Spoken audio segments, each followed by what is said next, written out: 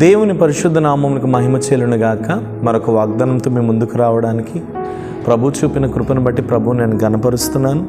ఈ దినము దేవుడు మనకి ఇస్తున్న వాగ్దానం కీర్తనల గ్రంథం 16వ కీర్తన 8వ వాక్యాన్ని ప్రభు మనకు వాగ్దానం ఇస్తున్నారు. సదాకాలము యెహోవా యందు నా గురి నిలుపుచున్నాను, ఆయన నా కుడి పార్శ్వమందు ఉన్నాడు గనుక నేను కదల్చబడను. హల్లెలూయా. భక్తుడు అంటున్నాడు దావీదు, సదాకాలము నా గురి, నా దృష్టి నిన్న కానీ నేడు కానీ రేపు కానీ సదాకాలం నేను బ్రతికున్నంతకాలం నా గురి నా దేవుని వైపే నిలుపుచున్నాను. నా దేవుని వైపు నా గురిని నిలుపుచున్నాను. ఎందుకంటే ఆయన నా కుడి పార్శ్వమందు ఉన్నాడు. ఎవరండి మన జీవితాల్లో మన కుడి పక్కన ఉండేవారు? చాలామంది నీకు మాట ఇచ్చారు, నేను ఉంటాను.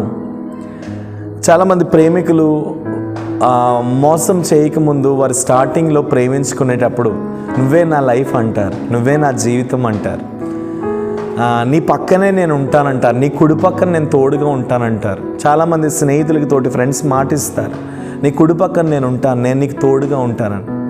ఈవెన్ తల్లిదండ్రులకు కూడా పిల్లలు మాటిస్తూ ఉంటారు, అమ్మా నేను వదలను, నాన్న నేను వదలను అని. కానీ పరిస్థితులు మారే కొలది వాళ్ళు ఏం చేస్తూ ఉంటారు అంటే తప్పిపోతూ ఉంటారు, లైఫ్లో నుండి వెళ్ళిపోతూ ఉంటారు, జీవితంలో నుండి వాళ్ళు వెళ్ళిపోతూ ఉంటారు.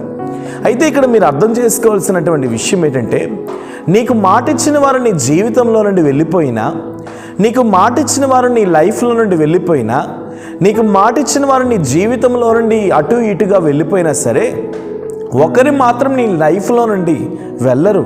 వారెవరంటే యేసయ్య, జీసస్. యేసయ్య ఎప్పుడు నీ లైఫ్లో నుండి వెళ్ళరు, ఎప్పుడు ఆయన నీ లైఫ్లో ఉంటారు, నీ కుడి పక్కనే ఉంటారు, నీతోనే ఉంటారు. నీకు ఆయన మాట ఇచ్చారు అనంటే నిజంగా ఆయన ఇజ్రాయేలును కాపాడువాడు, కునుకడు నిద్రపోడు అంటున్నారు. కాబట్టి ఆయన నీకు ఎప్పుడైనా మాట ఇచ్చారు అంటే నిన్నెన్నడూ ఆయన విడిచిపెట్టరు. ఆయన నిన్ను విడిచిపెట్టడు కాబట్టి, ఆయన నీ కుడి పార్శ్వమందు ఉన్నాడు కాబట్టి నువ్వు కదల్చబడవు. నువ్వు అనుకుంటున్నావు ఈ శ్రమ వచ్చింది నా పని అయిపోయిందిలే, ఈ కష్టం వచ్చింది నా పని అయిపోయిందిలే, ఈ వేదన వచ్చింది నా పని అయిపోయిందిలే, నా బ్రతుకు అయిపోయిందిలే, నా జీవితం వేస్ట్, నా బ్రతుకు వేస్ట్, నా లైఫ్ వేస్ట్ అని నువ్వు అనుకుంటున్నావు. కానీ దేవుడు అంటున్నాడు నువ్వు కదల్చబడవు, నేను నీ కుడి పక్కనున్నాను, నేను నీ కుడి పక్కనున్నాను, నువ్వు కదల్చబడవు. పేతురుని అందరూ హింసించి చెరసాలలో వేశారు, అందరూ హింసించి పేతురు లైఫ్ని స్పాయిల్ చేశారు. కానీ ఆ సమయంలో పేతురు ఏం చేశాడు? పేతురు నిమిత్తమై సంఘం ప్రార్థించింది, పేతురు నిమిత్తమై తనకు తాను కూడా, ప్రభువా ఈ చెరసాలలో సైతం నా కుడి పక్కన నువ్వు ఉన్నావు, ఈ చెరసాలలో సైతం నా కుడి పక్కన నువ్వు అండగా ఉన్నావు అని పేతురు తను తాను దేవునికి సమర్పించుకొని తన యాత్రను ముందుకు సాగించాడు. కాబట్టే కదల్చబడలేదు.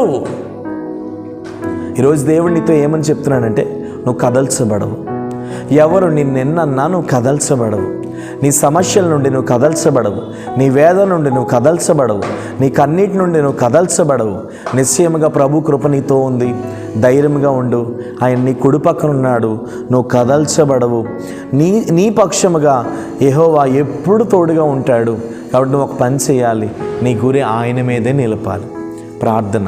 ప్రేమ నమ్మకం కలిగిన తండ్రి, ఈ వాగ్దానం చూస్తున్న వారి కుడి పక్కన మీరు ఉన్నందుకు స్తోత్రాలు. యేసు నామంలో వారి జీవితాల్లో మీరు కుడి పక్కన ఉండి వారిని మీరు వెంటాడుతున్నందుకు వందనాలు. కదల్చబడని ఆశీర్వాదమును వారు చూచుదురుగాక. ఎంతమంది అయితే వారి పిల్లలను బట్టి నలిగిపోతున్నారు, వారి భర్తలను బట్టి నలిగిపోతున్నారు, వారి భార్యలను బట్టి నలిగిపోతున్నారు, వారి కుటుంబంలో ఉన్న ఫైనాన్షియల్ అప్పులను బట్టి సమస్యలను బట్టి నలిగిపోతున్నారు, యేసు నామములో ప్రతి సమస్య నుండి విడుదల కలుగునుగాక అని ప్రార్థిస్తున్నాను. మీరు ఆశీర్వదించండి, దీవెనకరంగా మార్చండి.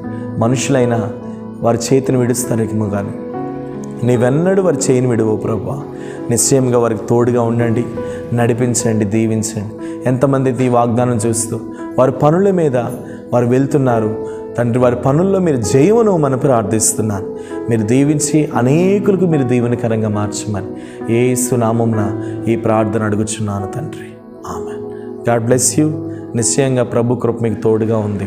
దేవుడు మిమ్మల్ని దీవించును గాక. నువ్వు కదల్చబడవు, నీ ఆశీర్వాదం అంతకంతకు వర్ధిల్లబోతుంది. Praise lord.